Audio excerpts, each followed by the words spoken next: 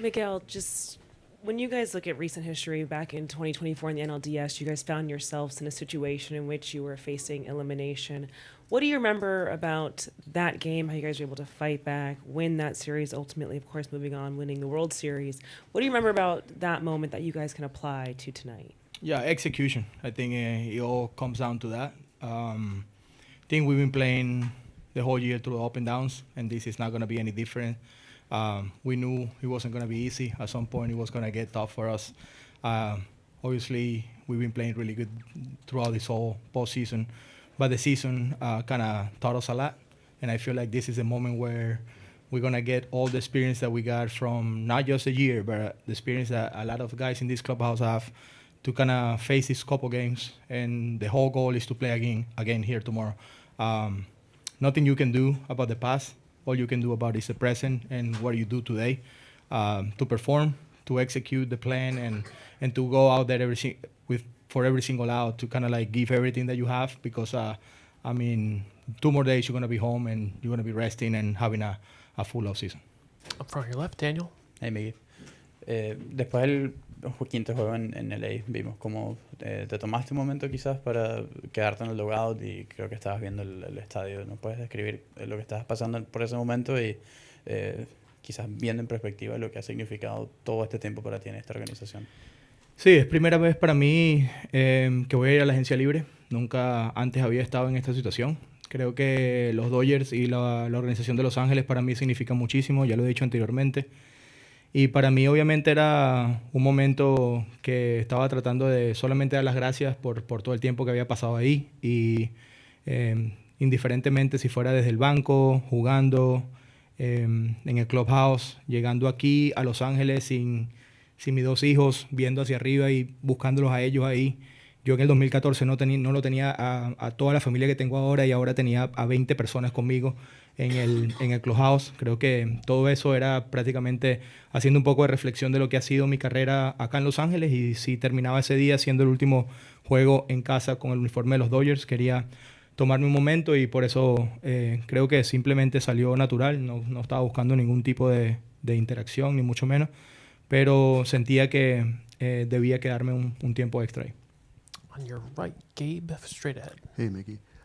Beyond the need to execute and beyond the talent you guys have in the room, what can you say about, I guess, the mental toughness or the stubbornness of this group that makes you guys such a tough out when you're in a situation like this one?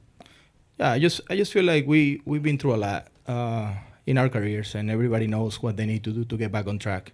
I know our offense haven't been doing what we're supposed to do, but we have totally confidence on every single guy. I feel that the most important part is like go to the play and go to the game today without being afraid of failure. You know, I think a lot of guys are kind of making sure that they're doing the job, and it's not about one guy. It's about 9 individuals going with the same plan and trying to attack the other team. Remember baseball, the other team is trying to get you out too, and they're trying to win the game. So it's not easy. It's a hard sport, and I mean, you get in slumps during the regular season. You're getting in slumps at any point of your career and your life. And obviously right now, I feel like just putting all that aside and just competing for the next 2 days is going to be really important for us. That's what makes us really tough, competing every single day. And regardless of what the situation is, I think everybody have to just kind of forget about the past and focus on the moment right now. Move up to the third row, then the second row, third row. Miguel, yesterday your manager Dave Roberts talked about the urgency of every play in an elimination game. Obviously, that's part of the reason why you're getting the start today. But how do you balance the urgency with just playing free, playing fun, which is something that you've exemplified throughout your career? Yeah, I think it's just staying focused on every single pitch. I know it sounds simple and it's not a really good answer, but it's kind of like playing every single pitch.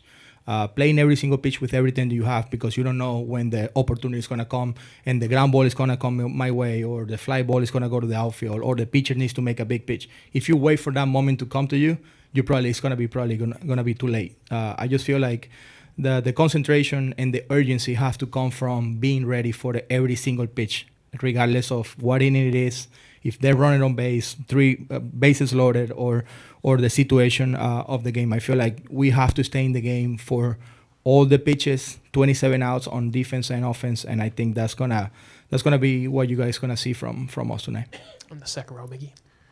You had the 18-inning game, quick turnaround and stuff like that, and a lot of your teammates were mentioning how the off day couldn't come at a better time. Now that you had that off day, how are you guys feeling now? Yeah, I think we feel so much better after, like resting for kind of a full day.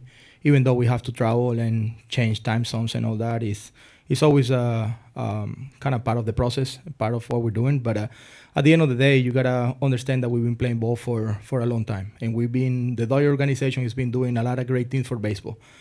Starting last year in Korea, playing all the way until the World Series, until the last day of the season.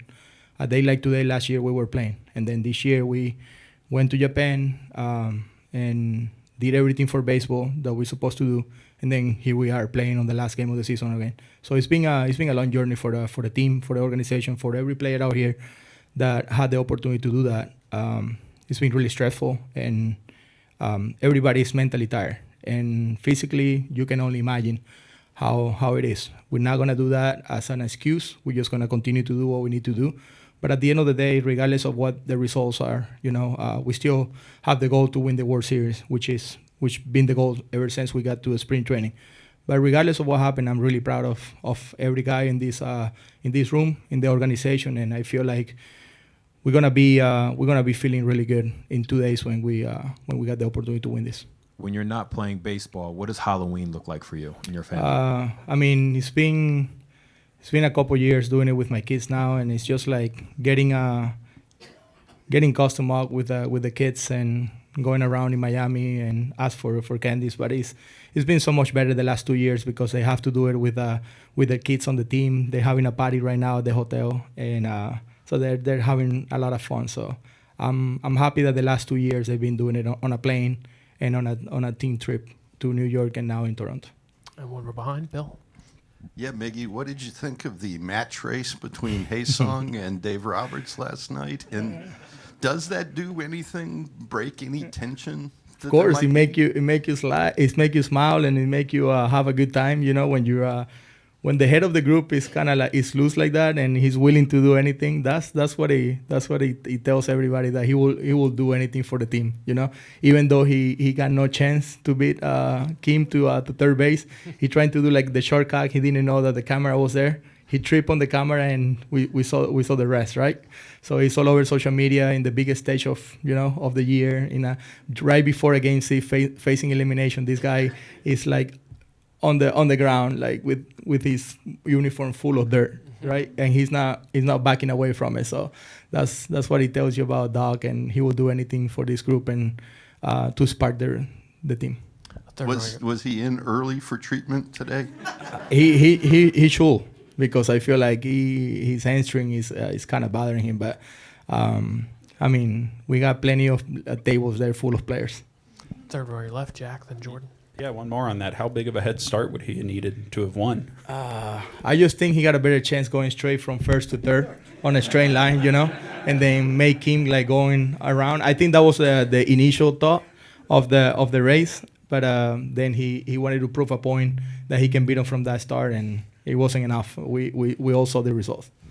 You guys have talked about needing to get to a better team approach offensively. What have you talked about with each other over the last 24 hours to try to do that tonight? Yeah, trying to free everybody up with kind of the mentality of like going to the play without being okay with not being successful or not making a good out. Like I feel like when you want to do so good, you press. And you started like being really careful about your move and about your pick selection and all that. I feel like, we have a plan and we gotta execute the plan. But at the end of the day, we are humans, and we gotta be okay chasing balls. We gotta be okay putting a bad swing on the ball. That doesn't mean that the next guy is gonna do it. So I feel like all we have to do is kind of free ourselves up to kind of like go to the play, like know what you're good at and kind of trust it. And instead of like going to the play thinking about I don't wanna mess the rhythm up, or I don't wanna swing at this first pitch because it's like I wanna get on base.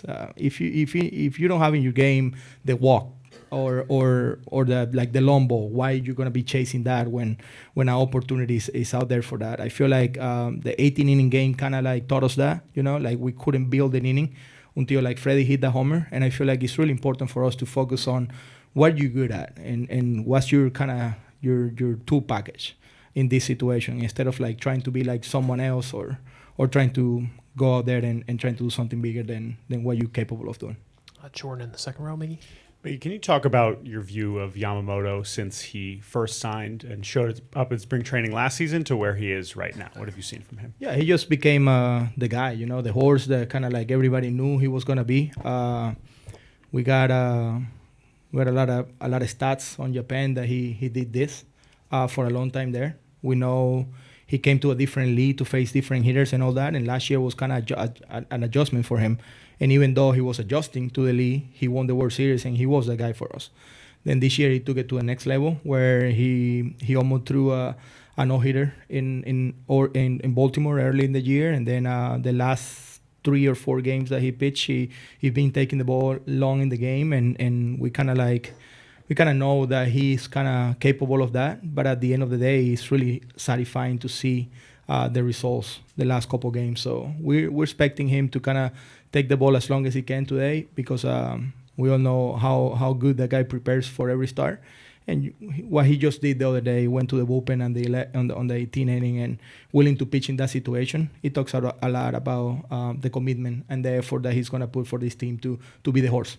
Right up front, Miggy. Y potencialmente hoy puede ser tu último juego con los Dodgers. ¿Qué significa para ti que te den la oportunidad de iniciar? Y tú tienes una relación muy especial con Mookie. Los ha ayudado mucho, y las declaraciones que él dio al final del juego pasado, dijo que en realidad le ha sido terrible. ¿Has hablado con él y qué opinión puedes dar sobre Mookie? Sí, para mí Mookie es un jugador que siempre ha trabajado bastante fuerte con él mismo, es duro con sus resultados. Al final del día no puedes culpar a un jugador por sentirse de la manera que se siente cuando quiere hacer las cosas bien. Pero de verdad que mi mensaje para él siempre ha sido el mismo, es que vaya allá afuera y esté para sus compañeros, que creo que cuando haces eso quitas un poco de presión de ti mismo, y que trate de ser un líder en el shortstop y trate de prácticamente poner su atención en algo más, para que quizás así las cosas empiecen a salir, ¿no? Yo creo que cuando sueltas un poco de ti mismo, tienes la oportunidad de concentrarte en el juego en general, no tan solo en tus propios resultados. Y obviamente, viéndolo desde afuera, da un poco de dolor, que de repente él mismo sienta que se trate así, porque nosotros no lo vemos de esa manera, nosotros lo vemos como el jugador que es y todo el potencial que tiene. Pero al final del día estamos ahí para apoyarlos y para que no esté solo. Luego de eso, no sé si será el último juego o no, pero estoy extremadamente contento y muy grato de tener la oportunidad de jugar en una serie mundial una vez más. Abrir un juego de esta instancia creo que es lo que todo el mundo quiere hacer, y sobre todo ya cuando estás al final de tu carrera, que tenés la oportunidad y tomarte en cuenta en este momento, es para mí sumamente especial. Miguel, hablabas de ese cansancio físico que vienen arrastrando. Quizás 24 horas es muy poco tiempo, pero en ese periodo, ¿qué hizo el equipo para cambiar el chip para este encuentro? Yo creo que lo más importante es reenfocarnos en lo que hemos hecho en momentos difíciles durante este año. Creo que no ha sido fácil, ya lo estaba diciendo hace poco, nuestro año ha sido de subidas y bajadas durante todo el año, y creo que nos enseñó bastante a cómo sobreponernos a momentos como este. No es la primera vez que estamos en esta situación, y creo que, si te digo la verdad, si en cualquier otro momento tú le das la oportunidad a los Dodgers de ganar 2 juegos seguidos, bastante gente nos va a tomar como favoritos, y eso es lo que nosotros tenemos a favor, que hemos ganado 2 juegos seguidos en muchas oportunidades, y creo que esta posiblemente sea otra de ellas. Oye, me gustaría que compartas con tu audiencia que habla español la situación del Halloween, cómo lo vivieron, cómo lo está viviendo el equipo y los hijos, como lo mencionabas. Sí, bueno, estamos en una etapa que familiarmente, normalmente uno está con su familia, y creo que este equipo hace hasta lo imposible por hacer sentir a todos parte de una familia, y hoy en el hotel donde nos estamos quedando están haciendo una fiesta para los niños, todos vestidos de Halloween y recogiendo caramelos y todo eso. Creo que eso es lo bonito, ¿no? De poder compartir en estas etapas cuando de repente estamos nosotros trabajando y haciendo algo importante, pero al final del día lo más importante es la familia y lo que uno puede darles a ellos como memorias para que se lleven. El año pasado lo hicieron en